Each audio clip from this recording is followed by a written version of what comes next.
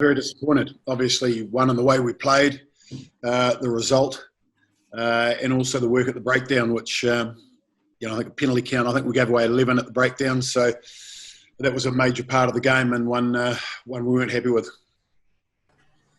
Yeah, it was a consistency you couldn't get right throughout the game. Really, was it with the referee as well? You couldn't really get on his right.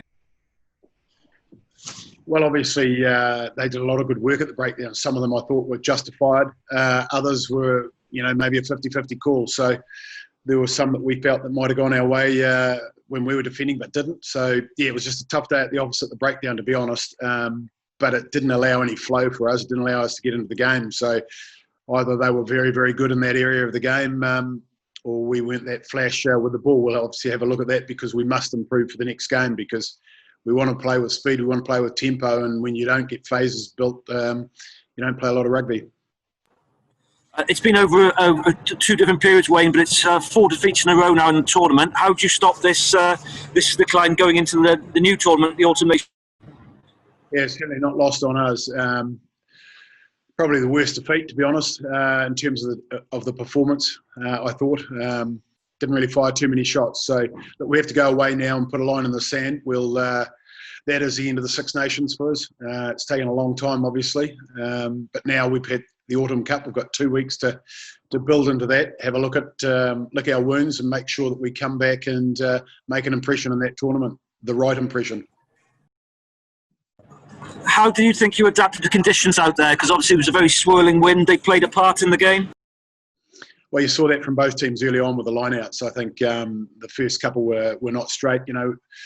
We started well in terms of working out an exit and then getting into their 22 with a penalty, and then they're not straight in the lineouts. So those sorts of things obviously don't help, but it was the same for both teams, and we saw that from both teams.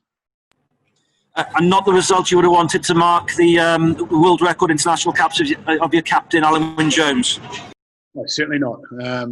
Whether it be the 140-odd caps that Alan Wynne's had or the first cap for Shane Lewis-Hughes, it was, and not for anyone involved, it's a very, very disappointing result for us. And as I say, we now have to regroup and get 2 weeks to get that result right for the Irish match. And how is Justin Tipperick and how were Dan Bigger and Dylan Lewis, who obviously came off with injuries? Yeah, Justin unfortunately came down 24 hours before with tonsillitis, so he's resting up and will obviously get himself right for the next fixture. Dan's he felt something in his lower back in the warm-up, I think, and got through just over half the game. So we'll have to keep an eye on that. Obviously, he's not too comfortable at the moment, but and I think it was a rib injury for Dylan Lewis. Okay, thank you. Thank you. Hi Wayne, Beth ITV. Just one question from me. Athletes will naturally go back to what they know best under pressure. Do you feel that your players maybe have a mixed mindset of how to get out of certain situations? You got to factor in the conditions today. We knew there was going to be a lot of kicking. We actually felt or thought there might be a bit more rain. We did have a shower of rain through, which made the ball a bit greasy. So we knew there was going to be a lot more kicking. We wanted to tidy up our aerial game. I thought it was much better this week than it was against the French. And the defence in the first half was a lot tighter. So we had improved in a couple of areas. But I think, when Dan went off, we didn't quite look as organised, and I think we need to go back and have a look at that sort of last half hour of the game because it certainly wasn't our best. Cheers, thanks. Wayne, there's been a lot of talk in the build-up about the empty stadium and playing here in Llanelli. Do you think Scotland perhaps handled that better than Wales did today? Oh, look, I think both teams play in front of a big crowd. They play without a crowd. Certainly, the preference, if you asked any of the players, would be to play in front of a crowd. So it is different. But as I say, both teams have to play in that environment. There was talk about trying to generate your own atmosphere and your own momentum in the camp. Do you think you were able to do that today? Well, look, at half-time we were feeling pretty good. It wasn't a great half of rugby by either side, but it was certainly one where we competed in the areas, as I say, where we probably let ourselves down a week ago in Paris, which was under the contestable kicks and all the loose ball, where we didn't feature too well. I thought we were a lot better in that area today, and I thought defensively at 7-6 at half time, it was an arm wrestle as we thought it was going to be in those conditions. So we're pretty happy at half time, but so we lost our way in that last half hour, and the breakdown is certainly something we'll look at. With ball in hand, just give us an idea of what you were trying to do today, and perhaps why you weren't able to sort of implement your game plan as you might have liked. Well, we wanted to play the game in their half. That would have been pretty evident in the first half. And in the second half, at times, we were moving ball when we still wanted to stay in the arm wrestle and play for the territory. I think the second half territory stats are about 70% in favour of Scotland. They won the game, simple as that. We both wanted the territory, and we weren't able to do it in that second half.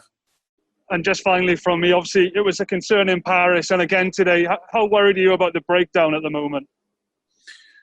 Yeah, well, last week it was in our favour, and the only disappointment was we didn't get yellow cards out of it. But this week was a complete reversal. So we did the same things during the week, worked on the same things. Obviously personnel slightly different in certain positions, but certainly we'll have to go and have a look at that to see how much of it was our inability to look after the ball when we took the ball into contact, and how good they were or how legal they were when they were defending. Thanks, Wayne. You've got a couple of weeks now until that Ireland game away in Dublin in the new competition. How vital is it that you stop this run and get a win by hook or by crook in that one, just to sort of get a positive result and move on from what's happening at the moment? Oh, look, it's very important. No matter where the win comes, how it comes, we need to start winning. There's no doubt about that. As winning builds momentum and confidence, it can have a reverse effect, and we don't want that to be around too much longer. So clearly we'll be working very, very hard, analysing this performance, making sure we work hard in the training field to get it right for the next game. Thank you. Thank you. Hi Wayne, it's Alex here. Hopefully you can hear me.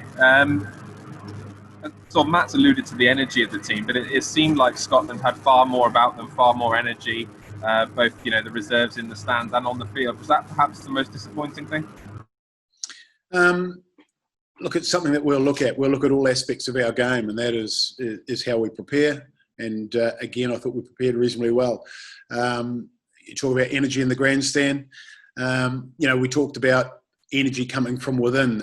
That's on the field. So, as I say, the first half of the game, we came into the change rooms reasonably happy, and it was a simple plan in the second half to keep doing what we were doing in the first half. We're unable to do that, as we said, and that was disappointing. And just last question then, you know what Welsh rugby like, 5 defeats, there's inevitably going to be pressure now, no smile. I mean, how do you react to that?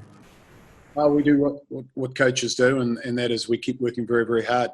We'll pull the game to bits. We'll look at how we went collectively as a team, as units, as forwards and backs.